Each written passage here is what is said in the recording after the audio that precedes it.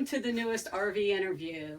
This is a special treat for me because this time I'm here with a very good friend of mine, author Toni Blake. And Toni and I have known each other, I think it last Christmas at a book signing, you told me it was 20 years? Yeah. So I wasn't keeping track of time, so I didn't realize when you told me that, we needed to have been having a celebration. I know. And I think you said you came to like my first book signing or something. I did. That's where we met. And I know that it was in December of 1995. Right, because it was a January book, Yeah. right? Yeah. Isn't that funny? It's 20 years. I know. It seems crazy. I know. And we're still so young. Exactly. We really are. So Toni and I are going to talk about a lot of different things today. One of them is her newest book, Christmas in Destiny, which is part of her Destiny series. Is this Destiny Cats, I guess? You have the cats in the books? Yeah. Okay, yeah. Of course, they're just kind of a sideline. I don't want people to think my books are about cats. No, but no, not about cats, but I see a lot on your social media where you're doing things with cats. Yeah, I do. I love cats, and I was raised with cats.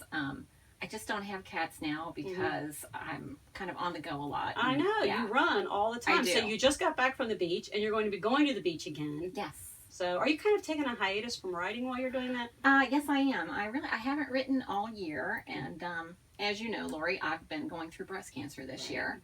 That's all behind me now, and I'm totally fine. But yeah, I haven't written in quite a while. And your readers know, right? You announced it. You told your readers. Yeah. And I didn't announce it when I was going through it because I just felt kind of like getting a response to it might be overwhelming at that point in time. I'm sure it would have been. Yeah. So, but once I kind of felt like I was through the bulk of my treatment, I announced it. And the main reason I announced it was I wanted to be able to share with people things that I've learned. So I've got a pretty extensive page on my website. With things about what you went through or things people can learn about cancer or both? All of that. Yeah. Awesome. I wanted to, let people know what my journey was about because there are a million kinds of cancer. There are even a million different breast cancer journeys. And mine was a very simple one. But I also wanted to talk to people about being their own advocate. But if people are interested, they can go to my website. And ToniBlake.com. Yes, and under the About menu, there is an option that says Toni's Cancer Journey. And among the things that are there that I most want to make people aware of is something that is called cold caps. I've never heard of it, so this is clearly going to be fascinating. Yeah. Well, and cold caps is a thing that people can use to save their hair. Now, anyone who knows me can look at me right now and tell that I have way less hair than I had 6 months ago. And cold caps did not work great for me because I had super, super, super thick hair. And I was warned up front that they might not work the best on people with thick hair. But I have a friend who lost none of her hair. Really? Yeah. So her hair, because you do, anybody can look at pictures of you, and I've always been envious of your hair because you basically had that wash dry and it was gorgeous hair. Whereas, I told you I can take out 10 different things to style my hair before I get the way I want it to be. Speaking of hair. But your hair still looks really nice. So is it coming in a little different or not? It's so hard to tell because I didn't lose it all. I have some of it, it's pulled back, and a lot of what you see is new, and a lot of what you see is just kind of leftover long stuff that's pulled back. And I've got like a few inches all over, and it's just hard to tell so far exactly what it's going to be like. I hope it will be like fast, right? Yeah, I'm growing like an inch a month right now. Oh, awesome! I'm jealous of that too. The thing about the cold caps is, is it an actual cap? How does that work? Okay, well, first I'll say doctors are not going to tell you about cold caps in most areas because it's kind of a pain in their butt if you do it. You have to orchestrate it yourself. It's expensive. You have to put these things on dry ice. You have to have a couple of people that come to chemo with you to help you use them. But I decided it was worth trying because I loved my hair so much. And and doctors, they see that it fails sometimes, and they just don't talk to you about it. But to me, it's important for women to know that there is an option. There is something you can try that does work for a lot of people. And I've been told that it works for like 80% of women. And it worked partially for me. I never lost all my hair, and it gave me a good starting point for coming back. And people... Well, because I would think for a lot of women, that would be one of the most devastating parts. You're not only going through cancer, you're not only feeling, sick and not great from the chemo and the radiation, but then you're looking in the mirror and you're seeing a whole different person. See, that's what was tough for me, is, a lot of people, there are people that don't care that much about their hair. But for me, I did. So do I. it was a big part of my identity. Yeah. And even now, I mean, having lost a lot of it, it's probably the hardest thing, terrible as that sounds, it's the hardest thing for me to deal with. It doesn't sound terrible at all. Like I said, Well, I think a lot of women identify. Well, I mean, a lot of it's people, a big part of our routine, yeah. fixing our hair. And I appreciate that you understand that, because, I mean, a lot of people they're trying to say the right thing, but they would say things like, well, you're more than your hair. Hair isn't important. And I am more than my hair. Of course, and you know that. Yeah. But my hair is important to me. Yes. Because it's part of me. Right. So that's why I want to let people know that these things at least exist. And there is some information about them on my website. Or you can Google cold caps and you'll come up with a wealth of information. Mm-hmm. And I also got really interested in learning about healthier products. Because, you know, we don't know what gives us cancer. These days it seems like everything. Exactly. Yeah. But I did learn a lot about the fact that most of the beauty products we use, that there are no rules about what goes in them. There are no laws about what goes in them. In Europe, they have laws. Here, we don't have laws. The FDA is not allowed to ask for safety information on beauty products. Yeah. And so I got really interested in just like learning about different beauty products that are more organic.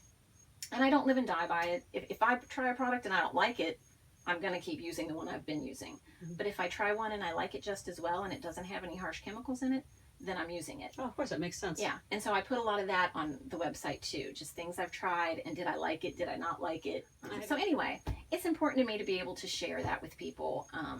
Well, you're doing what you often do, is putting a good light on something that was very awful that happened to you. Well, and I'm trying to. Yeah. I mean, I feel like you have to make the best of any situation. I agree. You know, I had my dark days, but I really tried to not be doom and gloom about it because I had a good prognosis. I had a strong support team. I knew it would pretty much be over in a certain confined amount of time. Mm-hmm. And I wish it hadn't happened, but if I can bring anything helpful to people through it, that will give my journey some purpose. Well, you know, a lot of what you just said is how I feel about a lot of things, that attitude is 99% of whatever you go through. If you wake up in a defeated mood, you're defeated. Yeah. And if you wake up in a positive mood and you deal with whatever comes your way as it comes at you the best that you can, you're going to have a much better day. Absolutely. You know, I posted a thing this morning that said your own worst enemy is often what's between your own two ears. And I believe that. So I think, and that goes back to the whole hair issue too. Women, because we identify so much with our hair, we have an easier time having a good attitude if we're able to make ourselves look as we're used to looking. Yes. You know, the other day, I've got pneumonia right now, but the other day I slogged down the hallway and I made my bed. And I thought, you know, I can count on one hand the number of times since I was an adult that I didn't make my bed, because it just makes me feel better. It's just one of the things that I do. If I'm going out in public, odds are I'm going to have on mascara and I'm going to do something to fix my hair because it looks really bad if I don't. Well, me too. I just always feel like I can be more confident in any situation if I feel okay about how I look. Right. Doesn't mean I look fabulous everywhere I go. And it doesn't mean you primp for hours on end or that you can't face life if you can't do those But if things. I just feel a little bit good about how I look, you know, whether I'm walking into a store or I am walking into, you know, an author event where hundreds of people are going to be staring at me, either way, I just feel more confident in general if I feel pretty good about how I look. You know, you're looking the best that you can look. Exactly. So, with this book, was this written while you were having your illness? Was it written before it? How much writing have you lost because of this? Because people seem to think that authors, I know at least in my life, people will always call with something for me to do assuming I can write later, which is not the case. There's a certain amount of writing we need to get done in order to meet deadlines. Yeah. And yet life happens. Well, and I will say, this is going to sound weird, but as cancer goes, the timing was not terrible. I was pretty much done with the book when the diagnosis came in. I was working on revisions at the time. Okay. So, I mean, I did have to kind of like pull myself together and stay focused for a little while. And I remember, you know, my editor said, no, don't worry about it. Do whatever you need to do for you. And I said, yes, but the book has to come out. It's on the schedule. It's a Christmas book. It really, you know, kind of needs to happen. My editor will tell me that too. Just take care of you, which goes, and I love her to death. And it's sweet of her to say that. I know it. But it goes back to that whole idea that the book is scheduled. Booksellers know about it. Readers are expecting it at a certain time. Since then, I have taken some time off. And I have needed it because, I'm sure, you know, it's just when you're going through that, your focus is crap. And it's just hard to feel creative. And there was so much else in my brain to be dealing with. And even since the end of my treatment, I've continued to take a little time off just because I just felt like it. I just felt like regrouping, totally healing, taking some me time. You don't feel like you sitting down to write as much as you had yet, so and you got to get back to that. Yeah, and you know, you mentioned that I just went to the beach and I'm about to go to the beach again. Just beach going crazy. That's right. Yeah, but after I get back from this next beach trip, you know, then it's going to be time that I start easing back into doing some work. And I actually haven't written anything set in Destiny in a while. I left Destiny and wrote a series called Coral Cove. Which was right, yeah. Yeah, which was related to Destiny. It's some of the same characters. But, you know, when it came time to write a Christmas book, as much as I love my beach setting, it just didn't seem as Christmassy. Yeah, you needed some snow, right? Because there's snow on the cover. Exactly. So I talked with my editor, and we decided it would be a great time to go back to Destiny. And readers seem very excited, like they're really anticipating this book. And I love the cover of it. I don't have cover flats yet, but I do have this bookmark that we've been showing. And it's at the end of October? Yeah, it comes out at the end of October. So that gives people plenty of time to buy it and read it for Christmas. And yeah, I'm really excited about it coming out. And also, I will say, it ties up a long mystery in Destiny. Oh, there you go. There is one loose end that I left in Destiny, inadvertently, and when the opportunity to write this book came up, I thought, I can tie up that loose end, and I'm not going to say anything else or it could become a spoiler. Right. It's so easy to spoil something without meaning to. It's going to be that some readers, when they hear me say this, they're going to know. Yeah. But most readers aren't, so it's okay for me to mention. Then do you have any other books coming out between now and then, or anything soon after that, or what was the last book out? Well, the last book out... I'm sure it's all on your website. Yeah, the last book out was the third book in the Coral Cove trilogy. So, yeah, I've got 3 books set in Coral Cove at the beach. And you're all about the beach. I am all about the beach. Now, does that help that you're at the beach when you're figuring out these stories, or were they written before you went to the beach? They were written before I went to the beach, but you've been to the beach now. Yeah, I'm a kind of a beachy girl, and these books are set in a fictional area, but kind of based on an area where I have spent a lot of time over the last 25 years, which is Clearwater Beach. Now, Clearwater Beach 25 years ago and Clearwater Beach now are 2 entirely different places. Right. I write about a fictional Clearwater Beach of old. It had small little hotels, and it was kind of a small-time, cute little beach. So Coral Cove is like a quirky, fun little small-town beach area. I find that helps me to have an area in mind, but then to completely fictionalize it. Yeah. Otherwise, some reader will catch something you messed up. You put a stop sign where there is no stop sign, or, you know, or you put a stop sign where there's a traffic light. If you fictionalize it, they can't catch it. They might recognize the area just by what you've written, but there's no real mistakes because you've made it your own. Well, you know, and I've written books that were set in real places, and the problem I have found is real places change. Oh, yeah, of course they do. So, you know, like I wrote The Red Diary that came out in 2004, and it was actually set in Clearwater Beach. And then Avon reissued it a couple of years ago, and the landscape had literally changed. I mean, you know, and that just is what it is, and I don't think readers care. Well, that's the problem with reissued books. You know, I had a reissued book. Now, this is how old I am. Back when I wrote this particular book, it was caught in the act. You laid babies on their stomach. That was how you put a baby down. Well, then they reissue it, and then reader, are you trying to kill this kid? And I'm like, when I wrote it, it changes constantly. You don't have any children of your own, but I'm telling you what, things I did with my first kid, it would have been terrible with my second. It would have been, you know, even worse with my third, because they continually change their minds about, you know, what's what. With my first kid, they were all about having a walker. With my second kid, oh my God, you never put your child in a walker. You know, my third kid, he would just pick the walker up and walk with it anyway, so it didn't matter, you know. And then I know I had a book one time where people had keys to their rooms. Because I'm old enough that I used to have a key when I stayed in a hotel. Yes, I know. Things like that. Well, and you know, you have things, cell phones. Oh, I know. I had a guy that had one of those great big clunky car phones. Me too. It was in the Red Diary, and I did take it out for the reissue.